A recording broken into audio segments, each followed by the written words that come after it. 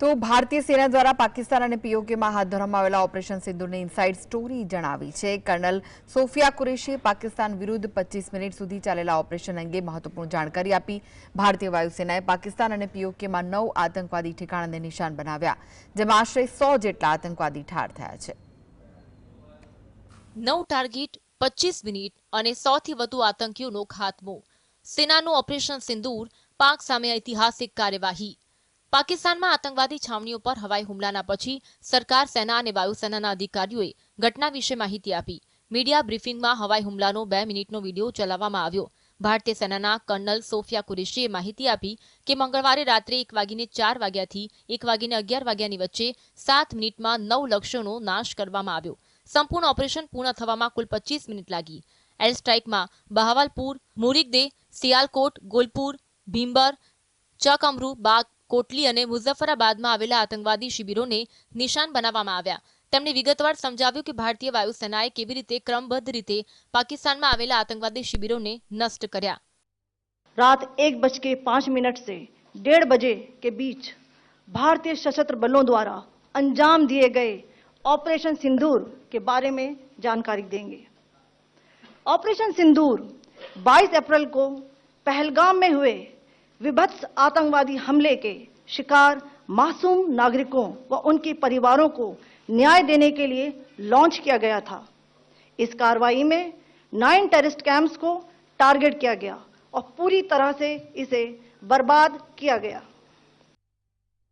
ભારતીય વાયુસેનાએ પાકિસ્તાન અને પાકિસ્તાન અધિકૃત કાશ્મીર 9 આતંકવાદી ઠેકાણાઓને નિશાન બનાવ્યા, જેમાં લગભગ 100 આતંકવાદીઓ માર્યા ગયા।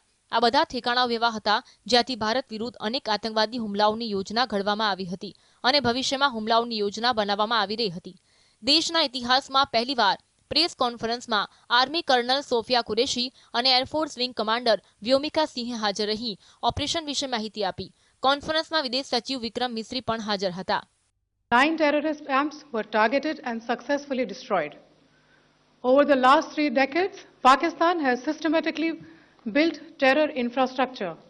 It is a complex web of recruitment and indoctrination centers, training areas for initial and refresher courses, and launch pads for handlers. These camps are located both in Pakistan as well as Pakistan occupied Jammu and Kashmir areas.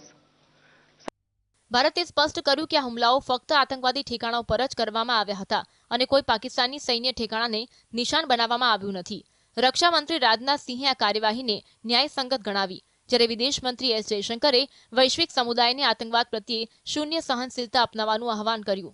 The latest attack in Pahalgam has understandably generated deep anger in Jammu and Kashmir and in other parts of India. Following the attacks, the government of India naturally responded with a set of initial measures relating to our engagement with Pakistan. You're all aware of the decisions that were announced on the 23rd of April. However, it was deemed essential that the perpetrators and planners of the 22nd April attack be brought to justice. Despite a fortnight having passed since the attacks, there has been no demonstrable step from Pakistan to take action against the terrorist infrastructure on its territory or on territory under its control. 22 April 2025ના રોજ પહેલગામમાં થયેલા આતંકવાદી હુમલામાં 25 ભારતીયો અને એક નેપાળી નાગરિકનું મૃત્યુ થયું હતું। ભારતીય સેનાએ ઓપરેશન સિંદૂર દ્વારા હુમલાનો બદલો લીધો। આ ઓપરેશનની ચર્ચા સમગ્ર વિશ્વમાં થઈ રહી છે। ભારતે લક્ષ્યોની પસંદગી અને હુમલાની પદ્ધતિમાં સંયમ રાખ્યો, જેથી પાકિસ્તાની સૈન્ય સુવિધાઓને નિશાન ન બનાવવામાં આવે અને નાગરિકોને નુકસાન ન થાય, જે ભારતીય વાયુસેનાની ચોકસાઈ અને કાર્યક્ષમતા દર્શાવે છે। Bureau report, GSTV।